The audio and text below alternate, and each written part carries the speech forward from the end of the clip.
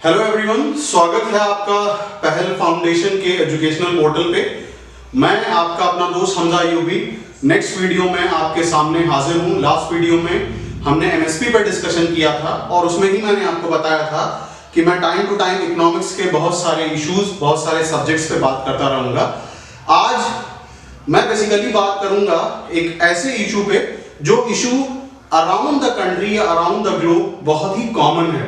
यानी अगर स्टूडेंट्स की बात की जाए तो स्टूडेंट्स की बात हम जब करते हैं तो हम पढ़ाई की बात करते हैं, और जब हम पढ़ाई की बात कर रहे हैं तो आज के वक्त में हम कहते हैं कि हमारे सामने बहुत सारे चैलेंजेस आ चुके हैं, बहुत सारे डिस्ट्रैक्शन आ चुके हैं, बहुत सारी ऐसी समस्याएं आ चुकी हैं जिनकी वजह से हम अपनी पढ़ाई पे कंसंट्रेशन नहीं कर पाते हैं। बहुत सारी ऐसा तरीका है, बहुत सारा ऐसी चीजें हैं जो हमें अपनी पढ़ाई से दूर करती है, स्पेशली आज के टाइम में जब मोबाइल फोन हमारे लिए एक ऑक्सीजन की तरीके से बन गया है। तो आज मैं जो टॉपिक डिस्कस करने वाला हूं वो रीडिंग पे ही डिस्कस करने वाला हूं। मेरे टॉपिक का मौजू या फिर जो टॉपिक का मैंने सब्जेक्ट लिया है वो लिया है how not to read. How not to read यानी कैसे नहीं पढ़ा जाए। यानी आमतौर पे हम बात करते हैं कि ऐसे पढ़ा जाए, वैसे पढ़ा जाए। आज मैं इसी पे डिस्कस करने वाला हूं कि कौन कौन सी चीजें हैं जो नहीं होनी चाहिए, और अगर शायद वो नहीं होंगी तो आप एक बेहतर रीडर हो सकोगे, आप बेहतर तरीके से कंसंट्रेशन कर पाओगे, आप एक डीप वर्क या फिर फोकस्ड वर्क कर पाओगे जिसकी हर किसी को बहुत ज्यादा जरूरत है। तो चलिए स्टार्ट करते हैं और देखते हैं कि आज के सब्जेक्ट में या फिर आज के टॉपिक में हमें क्या क्या डिस्कशन करना है और क्या क्या बातें करनी है। ओके, सो स्टार्ट करते हैं और बात करते हैं कि बेसिकली ये हाउ नॉट टू रीड में क्या है। देखिए, आमतौर पे जब हम रीडिंग पे चर्चा करते हैं, रीडिंग पे डिस्कशन करते हैं, तो हमारे सामने ये एक इशू रहता है कि रीडिंग करते वक्त बहुत सारे लोगों के साथ बहुत सारी प्रॉब्लम्स रहती हैं और वो एक कंसंट्रेशन के साथ रीडिंग नहीं कर पाते हैं, कंसंट्रेशन के साथ पढ़ नहीं पाते हैं, बहुत तरीके के डिस्ट्रैक्शन होते हैं और at the end of the day वो अपना घंटों इन्वॉल्व कर देते हैं रीडिंग में, but at the end of the day result कुछ नहीं हाथ आता है और घंटों की रीडिंग के बाद पता चलता है कि 2, 3 या 4 पन्ने तक वो पढ़ाई कर पाते हैं। तो इसके कुछ अपने रीजंस होते हैं, कुछ अपने कारण होते हैं। तो हम इसमें बात करने वाले हैं कि रीडिंग करने में किन किन चीजों को अवॉइड किया जाए, किन किन चीजों को ना किया जाए, और शायद अगर उन प्रिकॉशंस को हम लेंगे तो हम बहुत अच्छी तरीके से रीडिंग कर सकते हैं और जो भी तैयारी या पढ़ाई हम कर रहे हैं वो बहुत प्रोडक्टिव साबित होगी। तो सबसे पहला क्या है कि don't be in the uncomfortable position. देखिए, रीडिंग करते वक्त the very first important thing which we have to remember कि हमारी जो पोजीशन रहनी चाहिए वो बहुत ही अनकंफर्टेबल नहीं रहनी चाहिए, कंफर्टेबल पोजीशन रहनी चाहिए। जैसे फॉर एग्जांपल मैंने यहाँ पे मेंशन किया है, कुछ लोग होते हैं कि वो वॉक कर रहे हैं, टहल रहे हैं अपने गार्डन में या फिर टेरेस पे और रीडिंग कर रहे हैं। तो ऐसी जगह पे अगर आप रीडिंग कर रहे हो और ऐसी सिचुएशन में रीडिंग कर रहे हो तो फिक्शन बुक तो चल जाता है, फिक्शन बुक को आप पढ़ सकते हो, लेकिन नॉन फिक्शन बुक या फिर वो बुक जो कि आपके सब्जेक्ट से रिलेटेड है वहां पे आपको प्रॉब्लम फेस करनी पड़ सकती है, वहां पे आपको किसी ना किसी प्रकार की दिक्कत आएगी और आप उस लेवल का कंसंट्रेशन नहीं मेंटेन कर पाओगे। दूसरी चीज, there are lot of people who read while they are travelling. यानी वो बहुत सारे लोग होते हैं जो रीडिंग करते हैं ट्रैवलिंग करते वक्त। अब ट्रैवलिंग करने का मतलब ये कि बस से ट्रैवल कर रहे हैं, ट्रेन से ट्रैवल कर रहे हैं, तो इन दोनों जगहों पे आपको पता है कि प्रॉब्लम होती है। जैसे जर्किंग की प्रॉब्लम है, उसके बाद ट्रेन में ट्रैवल कर रहे हो, बस में ट्रैवल कर रहे हो तो बहुत ज्यादा बाहर का साउंड होता है, बहुत सारे लोग होते हैं जो आपके आसपास होते हैं, तो वो बहुत सारा डिस्ट्रैक्शन क्रिएट करता है। तो पता ये चलता है कि आप अगर एक नॉन फिक्शन बुक पढ़ रहे हो तो घंटों के बाद भी आप 2, 3, 4, 5 पन्ना पढ़ पाते हो और वो 5 पन्ना कोई बहुत खास आउटपुट भी जनरेट नहीं करता है। दूसरी चीज क्या है, डोंट बी टू कंफर्टेबल। अब देखिए, अगर हम इस पे बात कर रहे हैं कि भाई अनकंफर्टेबल पोजीशन पे, तो हम यहाँ पे ये भी देखें कि we should not be too comfortable. यानी बहुत ज्यादा आराम वाली जो पोजीशन होती है वो भी आपको एक तरीके से आप कह सकते हो कि सुस्त कर सकती है, या फिर आपकी रीडिंग के ही दौरान आप जो है एक लेजीनेस फील करोगे, आप वो कंसंट्रेशन अडॉप्ट नहीं कर पाओगे जिस कंसंट्रेशन की जरूरत है। अब देखिए, बहुत सारे लोगों की ये शिकायत भी रहती है कि जब वो पढ़ते हैं तो पढ़ते वक्त उनको नींद आने लगती है। ये एक बहुत ही कॉमन सी प्रॉब्लम होती है कि नींद आने लगती है।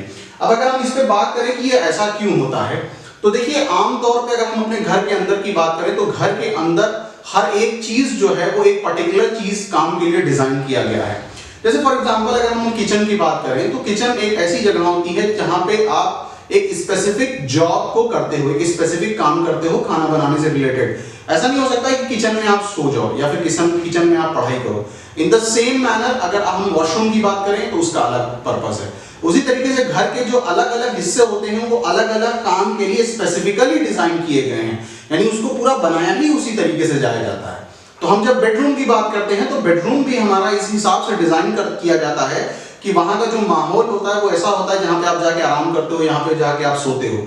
तो हम क्या करते हैं कि ज्यादा कंफर्टेबल एनवायरनमेंट में आ जाते हैं, बिल्कुल लेट के पढ़ रहे हैं। तो ऐसी सिचुएशन में पता ये चलता है कि हम थोड़ी सी अगर सुस्ती फील करते हैं या फिर हमको ये लगता है कि यार हमको नींद आ रही है, तो हमारा जो सबकॉन्शियस माइंड रहता है वो उस मैसेज को अपनी पीक पे पहुंचा देता है। यानी एक चीज तो ये होती है कि हमारा कॉन्शियस माइंड होता है, एक सबकॉन्शियस माइंड है। कॉन्शियस माइंड कोई बात कहता है और सबकॉन्शियस माइंड आप याद रखिएगा कि उसको उसके इफेक्ट को मैक्सिमम लेवल तक पहुंचा देता है। तो ये भी एक प्रॉब्लम है कि अगर आप बहुत ही कंफर्टेबल पोजीशन में हो तो ये आपके लिए इशू क्रिएट करेगा और पता ये चलेगा कि ऑटोमेटिकली आपको नींद आने लगेगी। इसी वजह से बहुत सारे लोग जो रीडर्स होते हैं या फिर जो स्टूडेंट्स भी हैं जो अपने घर पे रह के पढ़ाई कर रहे हैं, चाहे 12th की या कोई प्रिपरेशन कर रहे हैं, तो वो घर में एक कोना बना लेते हैं जहां पे उनका टेबल और चेयर रहता है और एक कंफर्टेबल इन्वायरमेंट में वो पढ़ाई करते हैं। टू मच कंफर्टेबल नहीं रहता है, वो एक ऐसा इन्वायरमेंट डिजाइन करते हैं जो कि पढ़ाई लिखाई के इर्द गिर्द घूमता रहता है। Don't be read in case you are tired. ये भी एक इंपॉर्टेंट चीज है कि बहुत सारे लोग होते हैं जो अपनी ऑफिस से आए हैं या कॉलेज से आ रहे हैं या स्टूडेंट स्कूल से आ रहे हैं और तुरंत जो है वो after their lunch they start reading. अगर ऐसी चीज है तो आपको बहुत ज्यादा आपको एक आउटपुट जनरेट आप नहीं कर पाओगे। मैं नॉन फिक्शन बुक की बात कर रहा हूं। फिक्शन बुक में इट इज पॉसिबल कि आप ऑटोमेटिकली जो है वो एक प्रोडक्टिविटी बना सकते हो, सीरियसनेस बना सकते हो, लेकिन अगर आप नॉन फिक्शन बुक को पढ़ रहे हो तो आप बहुत ज्यादा टायर्ड हो या फिर आप बहुत ज्यादा थके हो, तो ऐसी सर्कमस्टेंसेस में उसे अवॉइड करना चाहिए। Your inner talks, this is also important. Your inner talks की अगर हम बात करें तो बार बार आपके अंदर एक कैफियत आती है कि I can not read, I cannot understand, this is too difficult, this subject is creating lot of problem for me। तो बार बार जब आप एक बात को कहते हो तो आप याद रखिए कि जो आपका सबकॉन्शियस माइंड होता है वो सबकॉन्शियस माइंड उस चीज को पीक पे पहुंचाता है। पीक पे मतलब ये कि वो आपके अंदर उस बात को पूरी तरीके से भर देता है कि ये सब्जेक्ट आप पढ़ ही नहीं सकते, ये सब्जेक्ट आपके लिए बना ही नहीं है, ये सब्जेक्ट बहुत डिफिकल्ट है, ये सब्जेक्ट आपके समझ ही में नहीं आने वाला है। तो इस तरीके की चीजों को अवॉइड करना चाहिए, बल्कि जब हम रीडिंग की बात करते हैं तो एक पॉजिटिव एनवायरनमेंट अपने इर्द गिर्द बिल्ड करना चाहिए, तभी आप रीडिंग अच्छे से कर पाओगे। टू मच थिंकिंग, बहुत ज्यादा अगर आप सोचते हो, बहुत ज्यादा सोच रहे हो, मतलब आप अपने टेबल पे बैठे हुए हो पढ़ने के लिए और अभी भी आप ऑफिस के बारे में सोच रहे हो या फिर अभी भी आप कॉलेज के बारे में या फिर स्कूल के बारे में आपका दिमाग में चल रहा है कि स्कूल में क्या हुआ था, कैसा हुआ था, कॉलेज में क्या चल रहा है, कल असाइनमेंट देना है मुझको, उसके बाद फाइनल ईयर है, मेरा पेपर आने वाला है, जॉब है। इस तरीके की चीजें अगर बहुत ज्यादा आपके दिमाग में चलेगी तो ऐसी सिचुएशन में आप बहुत ज्यादा कंसंट्रेशन नहीं कर पाओगे। आप रीड भी करोगे लेकिन आपको कुछ समझ में नहीं आएगा।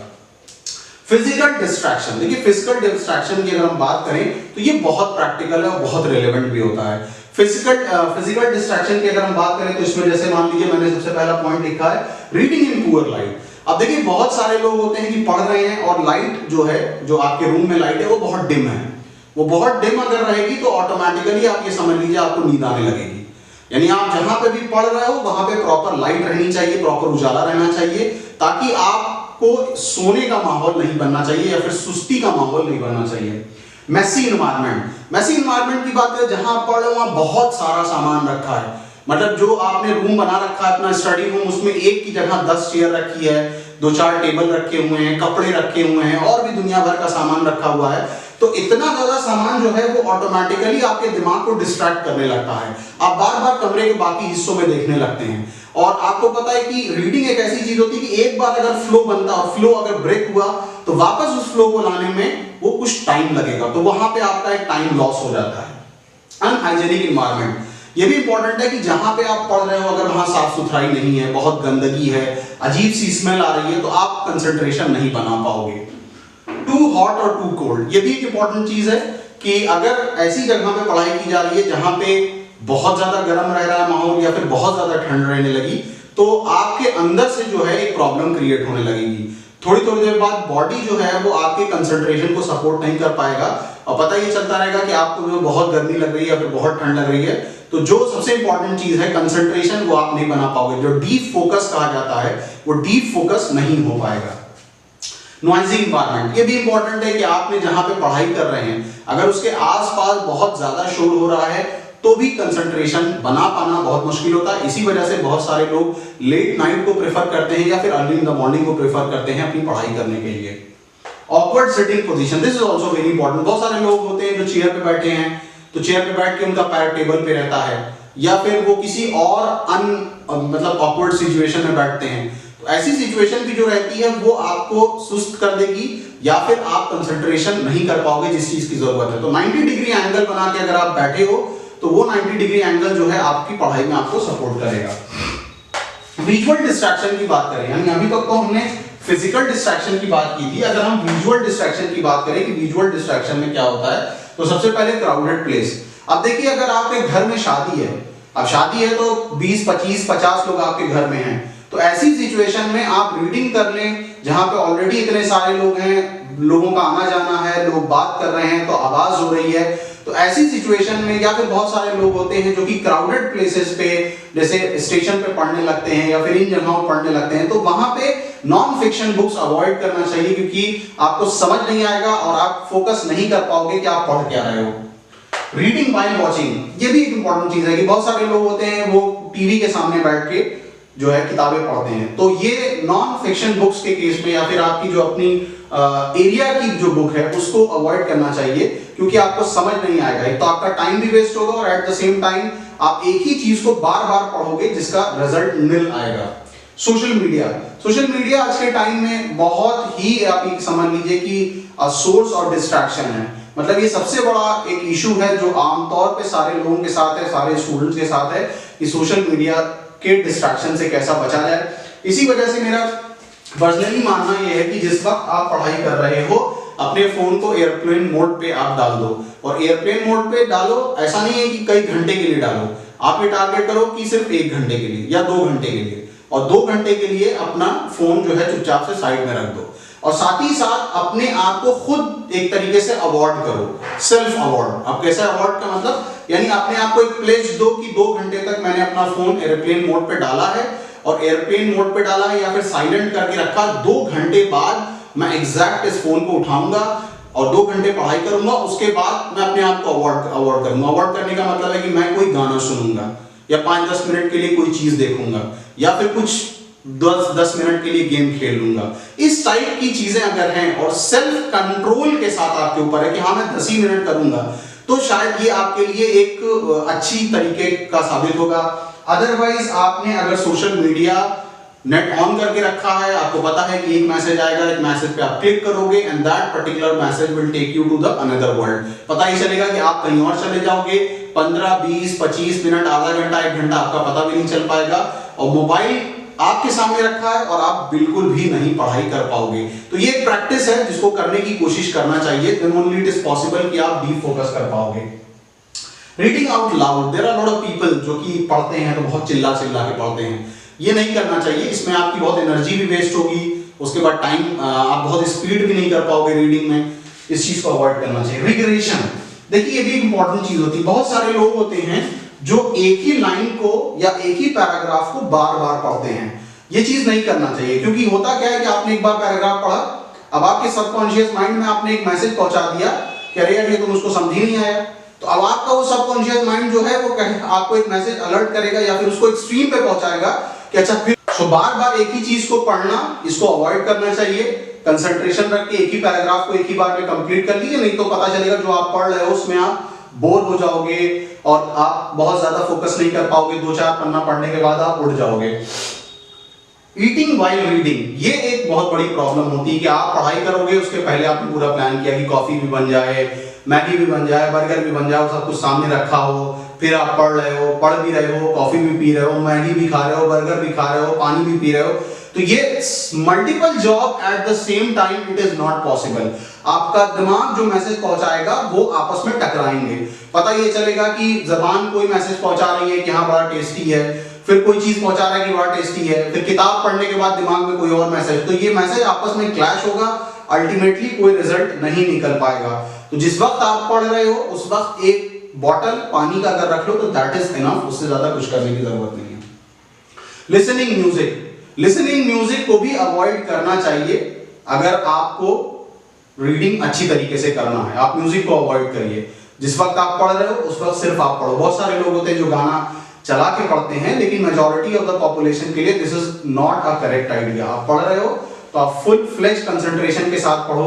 जैसे मैंने सोशल मीडिया के केस में एक बात बताई कि यहाँ पे भी आप कमिटमेंट अपने आप को दो कि मैं 2 घंटा या 1 घंटा पढ़ लूंगा, उसके बाद I will listen one song. इस तरीके की चीज करने से भी आप अपनी स्टडी को काफी एंटरटेनिंग बना सकते हो। Reading unrelated book, this is also very important. अब देखिए अनरिलेटेड बुक्स की वजह से भी एक मोनोटोनस फीलिंग क्रिएट होती है, यानी बोर लगने लगता है, पढ़ाई लगती है यार कितनी बोरिंग है, कितनी पकाऊ सी है। वो इस वजह से है कि आप अपने डोमेन को ही आइडेंटिफाई नहीं कर पा रहे, यानी जो आपकी स्पेसिफिक एरिया है। आप हिस्ट्री के स्टूडेंट हो, आप पढ़ रहे हो इकोनॉमिक्स, या फिर आप फिजिक्स के स्टूडेंट हो, आप पढ़ रहे हो हिस्ट्री। तो ऐसी चीज में पता ये चलता है कि आप बात को समझ नहीं पाते हो कि बात चल क्या रही है, क्योंकि आप तो हो स्टूडेंट फिजिक्स के। तो इसमें फिर पता चलता है कि प्रॉब्लम होती है और आप 2, 4, 5 किताबों का थोड़ा पन्ना पढ़ते हो और अल्टीमेटली कोई भी किताब कंप्लीट नहीं कर पाते हो। तो इंपॉर्टेंट ये है कि अनरिलेटेड बुक्स को अवॉइड करना चाहिए, और जो आपका स्पेसिफिक एरिया या डोमेन है उसको अगर आप बार बार पढ़ोगे या फिर उसी टाइप की किताबों को पढ़ोगे तो आपकी नॉलेज बहुत इनहैंस, बहुत ज्यादा इंक्रीज हो जाएगी।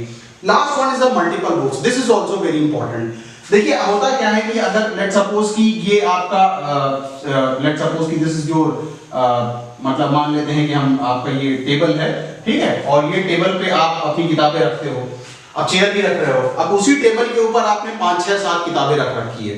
तो पता ये चलेगा कि आप एक किताब पढ़ोगे, थोड़ी देर बाद आपका डिस्ट्रैक्ट आप हुए, आपने दूसरी किताब उठा ली, फिर डिस्ट्रैक्ट हुए, फिर तीसरी किताब उठा ली, फिर चौथी किताब उठा ली। इसलिए जिस वक्त आप बैठो पढ़ने उस वक्त एक पेन रहे, पेज रहे, एक बुक रहे, वाटर बॉटल है, दैट इज एनफ, उससे ज्यादा कुछ नहीं रहना चाहिए।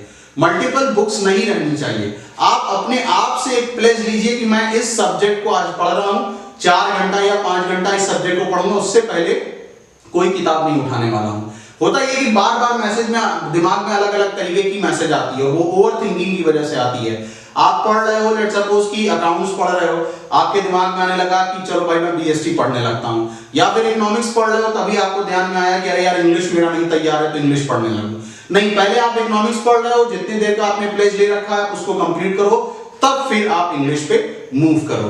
तो ये तो था जिसपे हम बात कर रहे थे कि हाउ नॉट टू रीड, यानी पढ़ते वक्त इन तमाम तरीके की चीजों को अवॉइड करना चाहिए। अब इन तमाम चीजों की को अवॉइड अगर आप करोगे और आपको अगर ये लगता है कि हाँ इनमें से मैं कोई गलती कर रहा हूं, तो उसको आप अवॉइड करिए। और अगर इसके अलावा भी आपको कुछ लगता है जो कि मैंने यहाँ पे नहीं मेंशन किया है, तो वो भी अवॉइड करिए। तो इन सारी चीजों से एक बात तो क्लियर हो जाएगी कि जो आपकी रीडिंग कैपेसिटी है वो बहुत इंक्रीज हो जाएगी। देखिए मॉर्निंग का टाइम, ये दुनिया भर में ये चीज मानी गई है कि मॉर्निंग का टाइम, और जितने बड़े भी सीईओज हैं या फिर जितने बड़े कैपिटलिस्ट हैं दुनिया में, वो बहुत अर्ली मॉर्निंग का कंसेप्ट अडॉप्ट करते हैं, या बहुत सवेरे उठ के वो किताबें पढ़ते हैं या फिर कुछ भी करते हैं। हालांकि बहुत सारे लोग हैं जिनके लिए पॉसिबल नहीं हो पाता है, तो वो लेट नाइट को भी प्रेफर कर सकते हैं, क्योंकि सबसे इंपॉर्टेंट चीज जो होता है कि कंसंट्रेशन, और वो तभी हो सकता है जब आप एक नॉइजी इन्वायरमेंट में ना हो, एक ऐसा इन्वायरमेंट हो जो कि बिल्कुल साफ सुथरा हो, बिल्कुल कोई प्रकार की आवाज ना हो, वहां पे आप शायद अपना कंसंट्रेशन 100% कर सकते हो। So that was all about from this very video. हम नेक्स्ट वीडियो में कुछ और चर्चा करेंगे, कुछ और डिस्कशन करेंगे। तब तक के लिए इकोनॉमिक्स ऑन द मूव को देखते रहिए, हमारी वीडियोस को शेयर करते रहिए। So stay place guys and keep on watching economics on the move. Thank you.